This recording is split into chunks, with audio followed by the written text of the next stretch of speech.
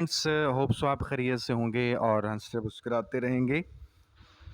हम बायोकेमिस्ट्री के लेक्चर को रेगुलर रखे हुए हैं और हम कर रहे हैं फार्मेसी टेक्नीशियन के सब्जेक्ट बायोकेमिस्ट्री की तैयारी, जिसके पेपर बिल्कुल ही करीब है। अगर आप तैयारी करना चाहते हैं तो हम वो एमसीक्यूज़ कर रहे हैं जो कि प्रीवियस पेपर के अंदर बार बार आ चुके हैं।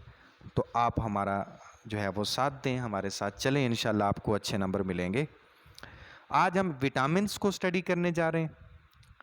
चैप्टर 9 है हमारे पास।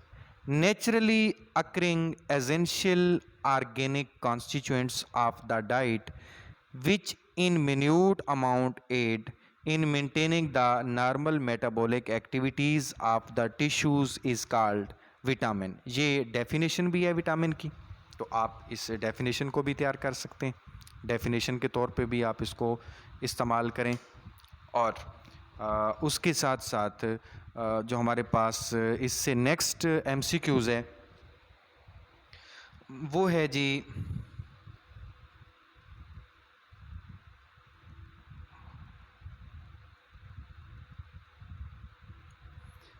सॉरी वीडियो डिस्टर्ब हो गई थी। तो नेक्स्ट जो एमसीक्यूज़ हमारे पास है, during growth and pregnancy the requirement of vitamin increased. Vitamin की जो ग्रोथ में और प्रेगनेंसी के अंदर ज़रूरत जो है वो क्या होती है, ज़्यादा होती है।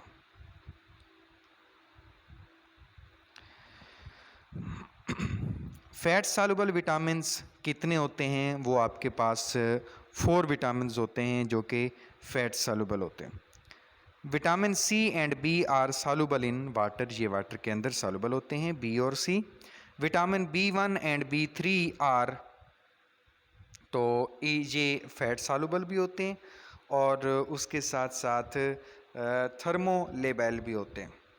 थर्मोलेबल के साथ साथ ये फैट सॉल्युबल भी होते हैं, vitamin B one and B3. Vitamin involve in blood clotting, blood clotting में कौन सा विटामिन जो है वो इन्वॉल्व होता है? तो विटामिन के इस्तेमाल होता है वहाँ पे। Vitamin A is also called, vitamin A को दूसरा नाम कौन सा देते हैं? विटामिन ए को दूसरा नाम रेटिनोल देते हैं, retinol. After oxidation retinol become retinoic acid.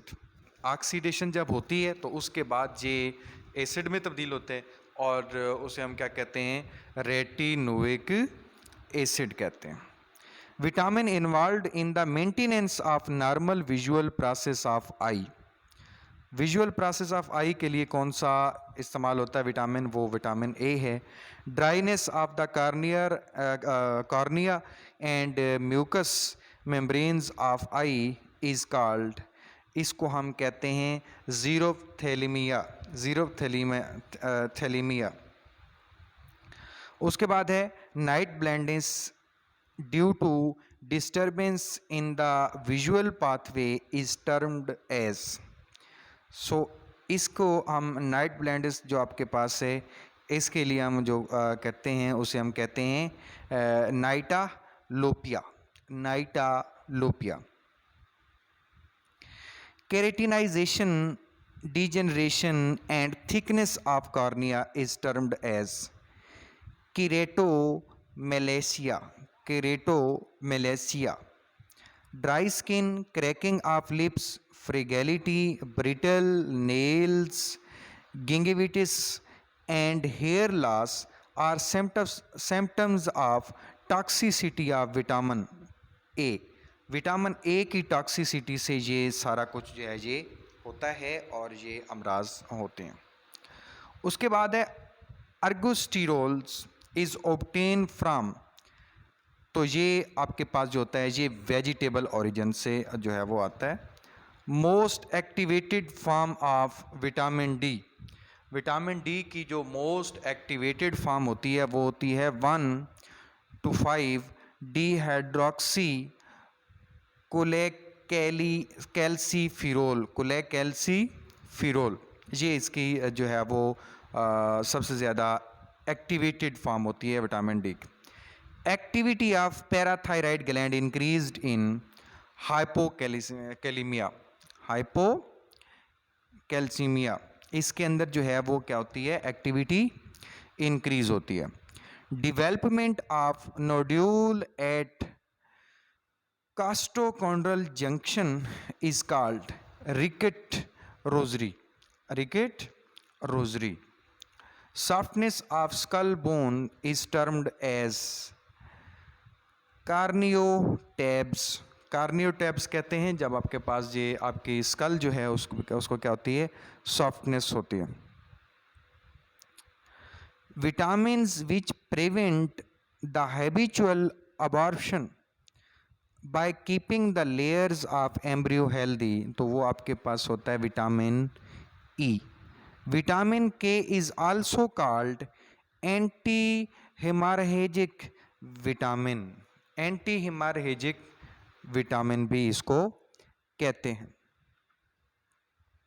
Major function of vitamin C जो होता है वो क्या होता है, ये वाउंड की रिपेयरिंग के लिए इस्तेमाल होता है.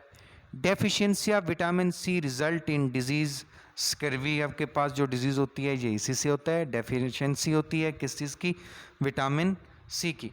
Vitamin B1 is also called thiamine, इसको थायामीन कहते हैं. Vitamin B1 is also called thiamine. Beriberi is treated by vitamin B1. B1 vitamin से इसको ट्रीट करते हैं. Pellagra is prevented by vitamin niacin. Niacin vitamin से इसको करते हैं हम prevent. Pantothenic acids is also called vitamin B5. Vitamin B5 को पेंटोथेनिक एसिड भी कहते हैं. ये आपने इसको जो है वो याद रखना है.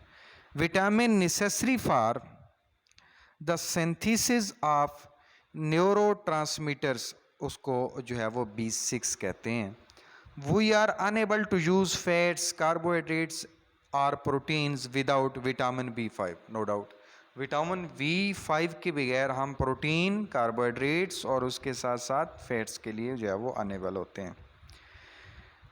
Cracked and red lips, inflammation of lining of mouth and tongue, mouth ulcer, sore throat are symptoms of deficiency of vitamin B5. ये भी विटामिन B5 की डेफिशिएंसी से होता है.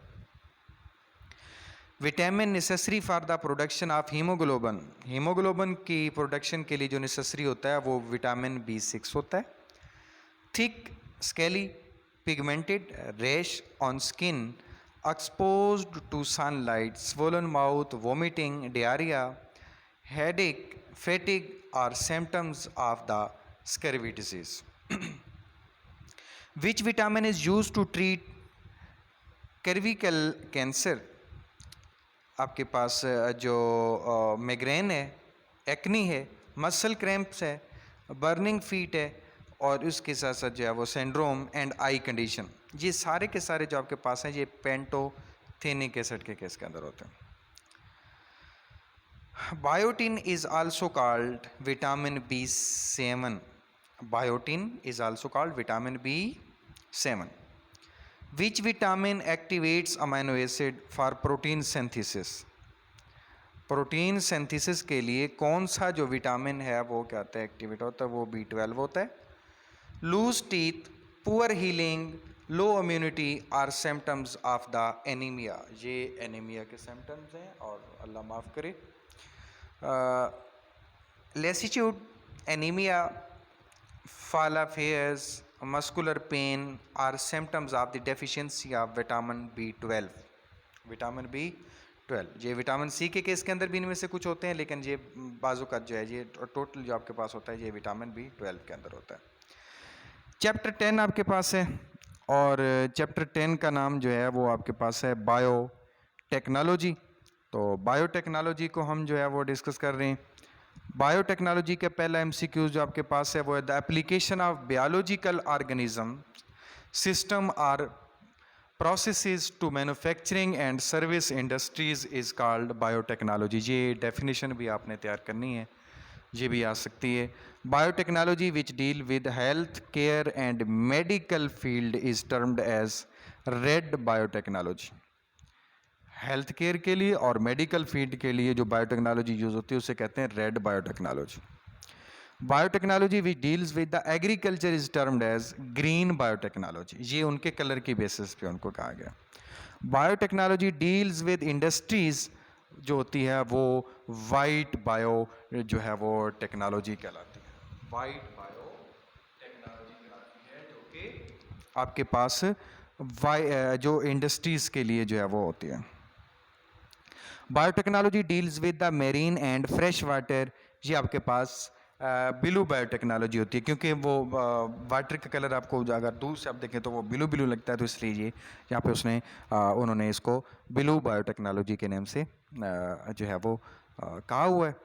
उसके बाद है modern biotechnology has its roots in 2 branches of science. Modern biotechnology के किस ब्रांचेस के अंदर जो है वो रूट्स होती हैं, वो मॉलिक्यूलर बायोलॉजी है और माइक्रोबायोलॉजी। मॉलिक्यूलर और माइक्रोबायोलॉजी के अंदर होता है। फिर इसके बाद है कि controlled use of biological agent such as micro organisms or cellular component for the benefit of the biotechnology. For the benefit of the biotechnology. तो इसके साथ ही ये हमारा जो है वो लास्ट चैप्टर है, जो कि मैंने आपकी बुक का भी लास्ट चैप्टर है, जिसमें से मैंने एमसीक्यूज बनाए। तो ये चैप्टर भी 11 बन रहा है। A substance which donate H+ ion or proton is called acid। और दूसरी तरफ a condition in which there is increase H+ concentration or decrease in pH is called acidosis।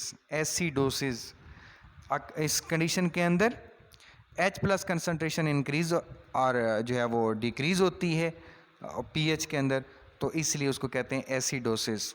Uh substance which is H+ ion और proton acceptor is called base. जो कि proton को accept करता है, जो डोनेट करता है वो एसिड, जो एक्सेप्ट करता है वो base. A condition in which there is decrease in H+ concentration और एन इंक्रीज इन pH, इसे कहते हैं अल्कलोसिस। अल्कालोसिस इसके अंदर जो है वो डिक्रीज इन H+ कंसनट्रेशन होता है और इंक्रीज इन pH होता है। इंक्रीज इन pH होता है, तो इसको कहते हैं अल्कलोसिस। उसके बाद है the mechanism which maintain the homeostatic pH value in the body। The mechanism which maintains the homeostatic pH value in the body is acid-base balance। is a acid-base balance. तो हमारी ये बुक बायोटेक्नोलॉजी जो है वो ख़त्म हो चुकी है। इसके एमसीक्यूज़ जितने भी प्रीवियस पेपर्स के अंदर से मैंने लिए थे वो मैंने आपको तमाम के तमाम करवा दिए। अब हमने इंशाल्लाह इसके अलावा अगर कोई आपने कमेंट बॉक्स में कुछ पूछा तो वो मैं आपको बताऊंगा, अदरवाइज़ हम दूसरी बुक को स्टार्ट करेंगे। अगर आपको ये मेरा चैनल पसंद आया है, मेरी वीडियोस पसंद आई हैं, तो चैनल को सब्सक्राइब लाजमी कर दें, साथ में लगे बेल आइकन को दबा दें ताकि आने वाली हर वीडियो सबसे पहले आप तक पहुंचे। नेक्स्ट वीडियो तक के लिए अब्दुल हफीज़ बंदयालवी को इजाज़त दीजिए। अल्लाह हाफिज़। अस्सलामु अलैकुम वरहमतुल्लाहि वबरकातुहू।